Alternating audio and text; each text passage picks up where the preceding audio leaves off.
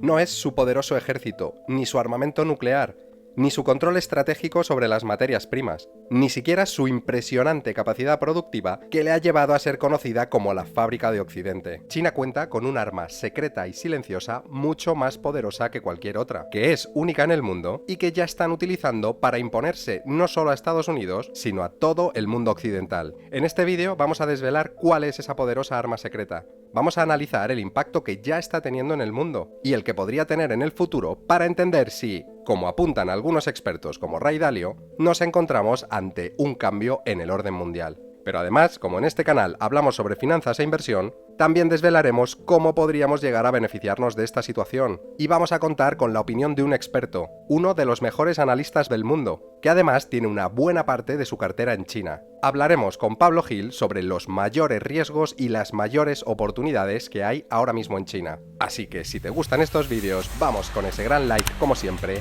ese gran apoyo, porque empezamos. Hola, ¿qué tal? Soy Pablo Gil y tan solo os ruego un segundo, paso por el canal de mi tocayo Pablo de Diario de una Inversión para invitaros a un seminario exclusivo que voy a hacer en directo y totalmente gratuito el día 3 de junio a las 7:07.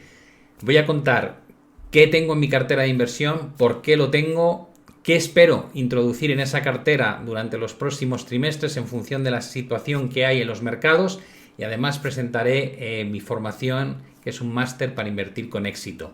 Si quieres detalles, no te pierdas ese seminario donde vas a sacar un montón de información totalmente gratuita. Nos vemos allí. Muchísimas gracias, Pablo, por tu invitación para todos los miembros de Diario de una Inversión. Va a ser sin duda uno de los seminarios más importantes del año y yo no pienso perdérmelo. Os recuerdo a todos que si queréis recoger vuestra invitación totalmente gratuita podéis hacerlo aquí arriba y en el link de la descripción. Y ahora sí, vamos a seguir con China y vamos a empezar poniendo algo de contexto sobre la situación actual de China y su posición en el mundo. China era hasta hace poco el país más poblado de la Tierra y hoy en día es el segundo, solo por detrás de la India. Con una población actual de unos 1.430 millones de habitantes, a día de hoy supone casi el 18% del total de la población mundial, prácticamente igualando a India y con muchísima diferencia sobre los otros dos países que le siguen como los más poblados del mundo, que son Estados Unidos e Indonesia. Y precisamente en esta enorme población es donde se encuentran varias de sus ventajas competitivas como país y como economía, pero de esto hablaremos en un momento, porque para entender la posición dominante de China como país, hay que entender cómo es el gobierno que guía a casi el 18% de la población mundial. A nivel político, la República Popular China se articula como un Estado social comunista,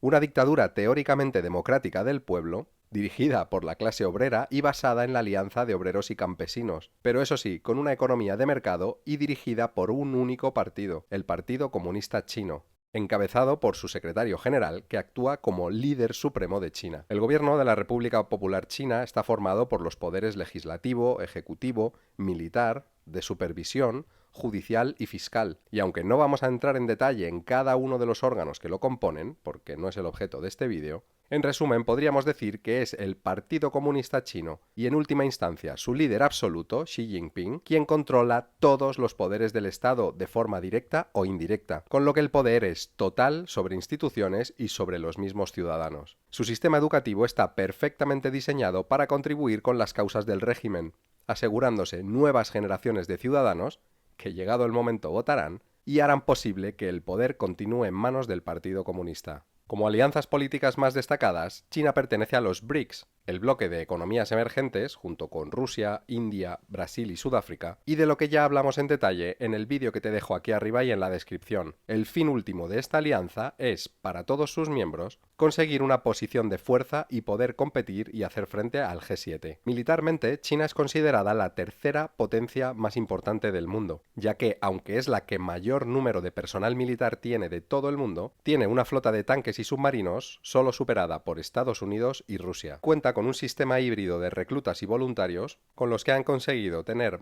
más de 2 millones de soldados en activo y más de medio millón de soldados en reserva. Actualmente China destina cada año alrededor de 300.000 millones de dólares, lo que sería alrededor del 2% de su Producto Interior Bruto anual, a gastos militares, lo que le permite tener continuamente un ejército actualizado, tecnológico y muy competitivo a nivel mundial, además de ser considerada como una de las potencias nucleares más importantes del mundo. Según fuentes del Pentágono, Bueno, China podría contar con más de 1000 cabezas nucleares en su armamento para el año 2030, y el riesgo de un posible conflicto geopolítico es una de las mayores amenazas que el mercado está descontando actualmente en China. La situación de tensión con Taiwán no parece mejorar, y muchos expertos llevan tiempo avisando de que podría traer consecuencias desastrosas, tanto personales como económicas. De hecho, este y algunos riesgos más de los que vamos a hablar en un momento están bastante descontados si miramos hacia el mercado chino. El índice CSI 300, que incluye a las 300 principales acciones negociadas en la bolsa de Shanghai y la bolsa de Shenzhen, lleva una caída acumulada de casi un 50% desde su máximo del año 2021. Y mientras hemos visto al resto de los índices mundiales tener unas espectaculares rentabilidades, y muchos de ellos cotizando en máximos históricos. Sobre la situación de la economía, China es actualmente la segunda potencia más importante del mundo según su Producto Interior Bruto. Con datos del primer trimestre de 2024, China tiene un PIB nominal de 18,3 trillones de dólares, que supone casi el 18% de todo el Producto Interior Bruto mundial. ¿Y qué está pasando con la economía china? Pues si miramos el gráfico histórico de su crecimiento, vemos que desde 1975, que entró en terreno de crecimiento positivo constante, ha sufrido grandes oscilaciones y, especialmente desde 2008, entró en una dinámica de crecimiento cada vez menor y que aparentemente tocó fondo en 2020, cuando creció solo un 2,24% por los motivos que todos conocemos. 2021 y su reapertura supuso una gran recuperación con un crecimiento de casi el 8,5%, y en 2022 el crecimiento se quedó rozando el 3%. ¿Y qué ha pasado desde entonces? ¿Y qué está pasando actualmente? Pues con los últimos datos del FMI extraídos de este artículo de Reuters de hace solo unos días, se espera que la economía china crezca en este 2024 alrededor de un 5%, cerca de los niveles de crecimiento de 2019. Y además elevan la previsión de crecimiento también para 2025, cuando debería crecer a alrededor del 4,5%. No son desde luego crecimientos exponenciales, pero en mi opinión sí son datos que invitan a un ligero optimismo vista la trayectoria de los últimos años. Aunque en este mismo artículo de Reuters se apunta a que este crecimiento podría desacelerarse hasta tasas de alrededor del 3% para 2029, debido principalmente al envejecimiento de la población. Al principio del vídeo apuntábamos hacia el gran control por parte de China en algunas de las materias primas más estratégicas para el desarrollo de los próximos años, y hablamos de aquellas materias primas como el litio, el zinc o las tierras raras, que permiten el desarrollo, por ejemplo, de tecnología eólica, todo lo relacionado con baterías y fabricación de vehículos eléctricos, pero también de materias primas convencionales como el carbón, el hierro y el cobre. China tiene una posición dominante en todas ellas, y lleva años, especialmente desde la llegada al poder de Xi Jinping en 2012, realizando inversiones millonarias incluso fuera de China para poder ampliar esta posición dominante. Esto es, sin duda, otra gran amenaza para el resto de economías mundiales.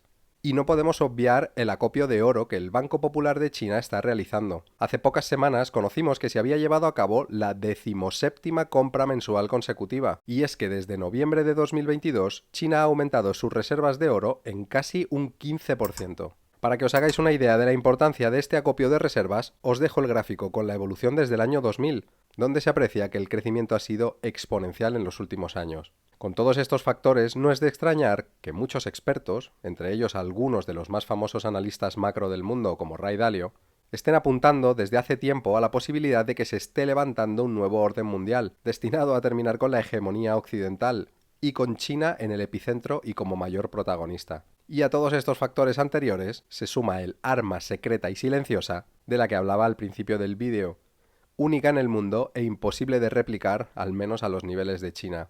Su población, o casi toda su población, seguirá las indicaciones del gobierno, y esto es muy poderoso cuando estamos hablando de casi el 20% de la población mundial.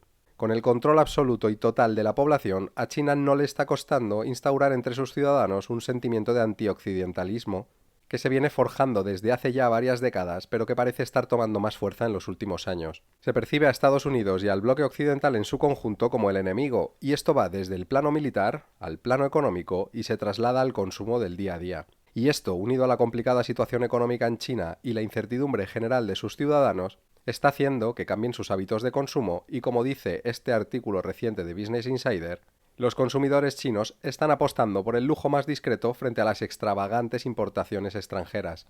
Esto es un problema, especialmente para los minoristas de lujo, ya que la demanda de productos de alta gama en China impulsó un crecimiento extraordinario en la industria durante años. Louis Vuitton, el mayor grupo de lujo del mundo, informó en su último reporte de beneficios que los ingresos en Asia, excluyendo Japón, o sea, China, cayeron un 6% en el primer trimestre en comparación con el mismo periodo del año anterior. Kering, un minorista de lujo que posee marcas como Gucci e Yves Saint Laurent, emitió un profit warning debido al desafiante mercado en China. Y recientemente hemos hablado en el canal sobre Nike y Starbucks. Nike obtiene aproximadamente el 17% de sus ingresos en China, pero su crecimiento se está ralentizando. Y en cuanto a Starbucks, su competidor chino Luckin Coffee le superó en ventas en China por primera vez con datos de cierre de 2023. Una peligrosa tendencia que, como vemos, se podría estar generalizando. Entonces, ¿cuáles son los peores riesgos y las mayores oportunidades que China presenta en estos momentos? ¿Es momento de invertir en China? ¿Lo peor podría haber pasado ya? Pues para sacar algunas conclusiones, hoy contamos en el canal con Pablo Gil, uno de los mejores analistas del mundo en mi opinión, y que además tiene posiciones en su cartera personal en China actualmente. Y eso, en mi opinión, vale doble.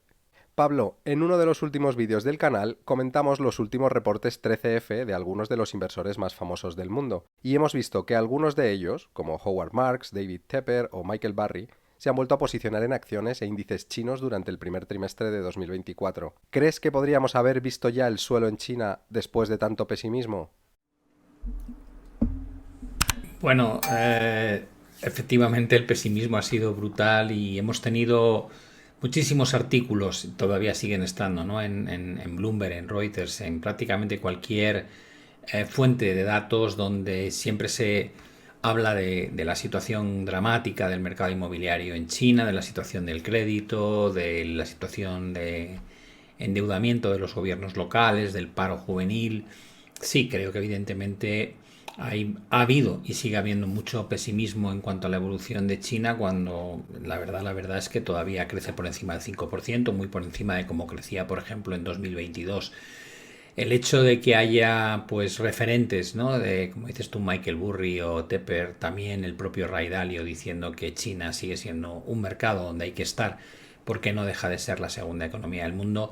No sé si atreverme a decir que hemos visto el suelo en China, porque eso es prácticamente imposible saberlo, pero sí me atrevería a decir que la relación potencial de ganancia respecto al riesgo de pérdida, para mí, desde luego ya compensa estar invertido en esa bolsa y en esa economía que, como digo, es la que le está echando el pulso a Estados Unidos sobre la supremacía del número uno, ¿no?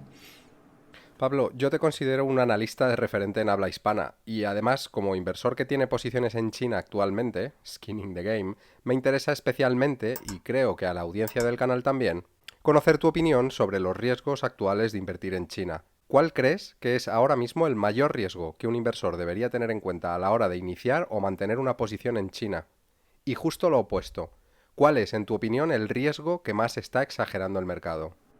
El mayor riesgo para cualquiera que tome posiciones en China creo que está en el plano geopolítico, ¿no? Si por la razón que fuese finalmente hubiese un conflicto en torno a Taiwán, creo que tendría repercusiones muy malas para la bolsa china, para la economía china, pero no nos olvidemos, también tendría repercusiones dramáticas para Estados Unidos, ¿no? Sería la forma de enfrentar definitivamente a las dos grandes potencias económicas y militares del mundo. Y siempre me preguntan lo mismo, ¿no? Dice, joder, China se hundiría. Digo, bueno, China viene de haber experimentado, según qué índices uses, desde los máximos del año 2007 un 75% en la cotización hasta los mínimos de 2024. Estados Unidos está en máximos históricos. Ya sabes lo que ocurre cuando hay problemas. La gente vende lo que tiene, no lo que no tiene. Con lo cual, evidentemente, esperaría caídas importantes en China, pero creo que el varapalo que se llevaría a la bolsa estadounidense al tener que cotizar una situación de incertidumbre y prima de riesgo elevadísima sería mucho peor.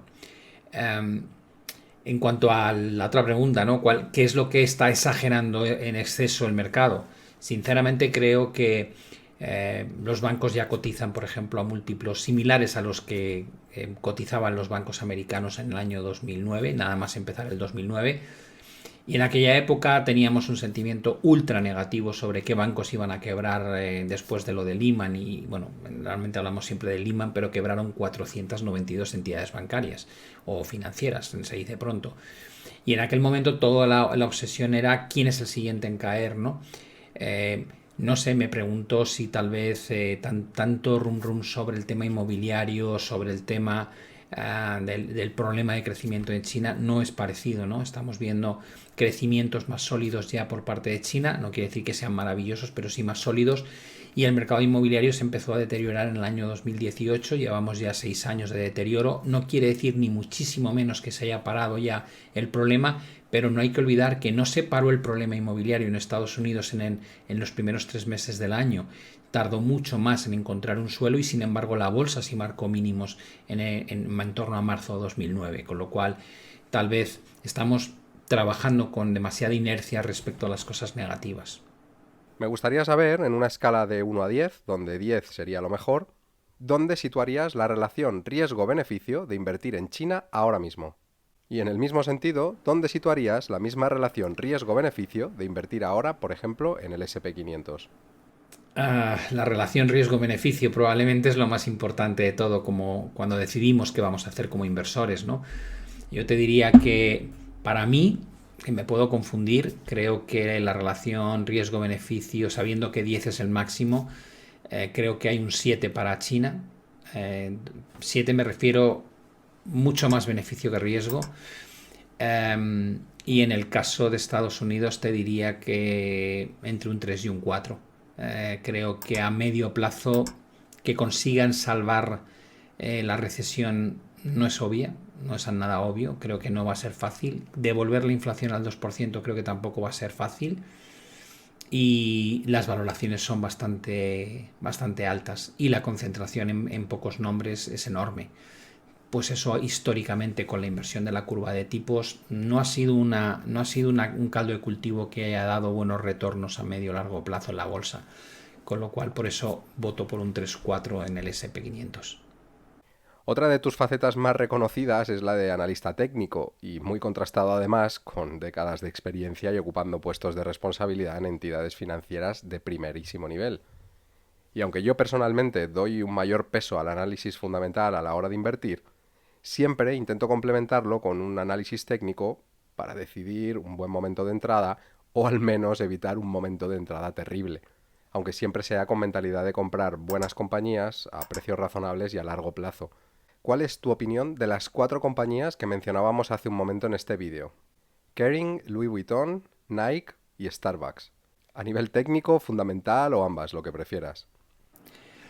Bueno, las 4 compañías que me preguntas desde el punto de vista fundamental no tengo información, hace mucho que no analizo nada desde esa vertiente. Cuando gestionábamos el fondo mi socio era analista fundamental y nos teníamos que poner de acuerdo y ahí estaba mucho más puesto en los argumentos que había detrás de cada una de las decisiones que tomábamos en el plano fundamental, pero sí te puedo dar una opinión rápida desde el punto de vista técnico sobre Kering, Louis Vuitton, Nike y Starbucks.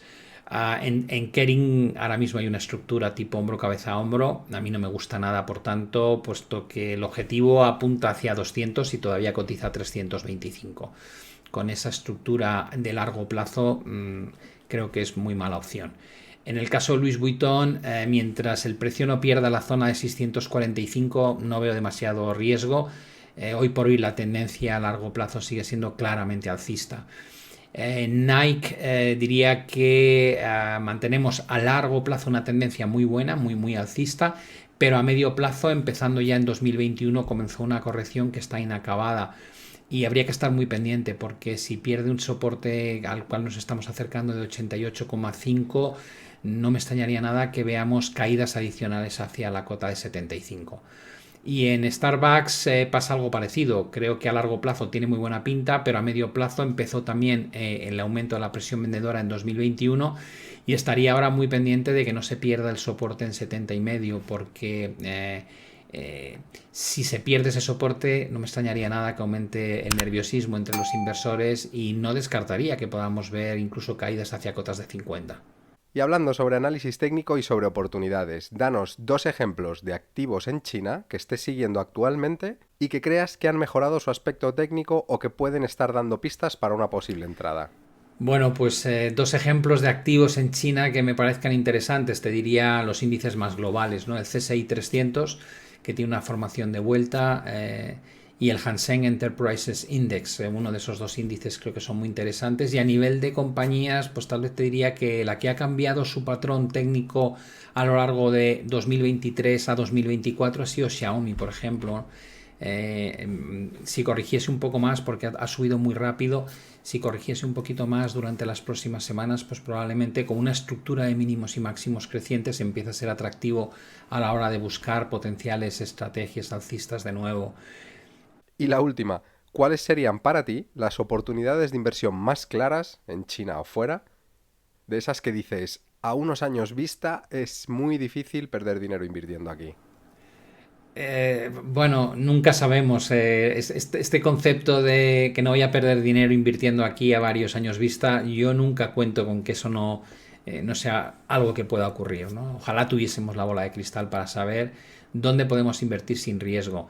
Te diría, si realmente quieres invertir sin riesgo, obteniendo una rentabilidad razonable, tienes que irte a la renta fija. Es decir, puedes invertir en bonos a 2, 3 años que casi te pagan un 5% de cupón anual con un riesgo prácticamente inexistente. Ese sería el único sitio donde te diría, bueno, ahí tienes una certeza de que invirtiendo en este tipo de productos bates la inflación por poco, pero sin riesgo, prácticamente sin riesgo, porque no esperas que haya un default de una de las grandes economías desarrolladas, teniendo en cuenta sobre todo que a partir del 2020 los bancos centrales decidieron que harían un bailout a cualquier cosa o salvarían cualquier cosa. ¿Cómo no van a salvar a sus propios gobiernos? Ya lo hizo Draghi en 2011 después del problema con Grecia, y lo hemos visto en ambos bancos centrales después del año 2020, con lo cual quitándole ese riesgo de quiebra a un gobierno, que no es nada fácil que quiebre y menos uno con cierta solidez, te diría que la mejor inversión que puedes hacer ahora mismo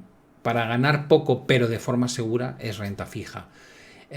Otros activos que me parecen interesantes, que yo al menos confío en ellos y los tengo, y por tanto me atrevo a decirlo porque los tengo: el oro, Bitcoin y también mercado inmobiliario, ¿no? Cada uno tiene sus propios argumentos del por qué, pero bueno, entre renta fija, oro, Bitcoin, inmobiliario, te diría que tienes una buena diversificación, ¿no? Y en todos ellos estás basándote, en tanto oro, Bitcoin como inmobiliario, te estás basando en que la lucha contra la inflación no va a ser tan sencilla como inicialmente estaba previsto, y en un entorno de inflaciones por encima del 2%, activos reales normalmente lo hacen bastante bien.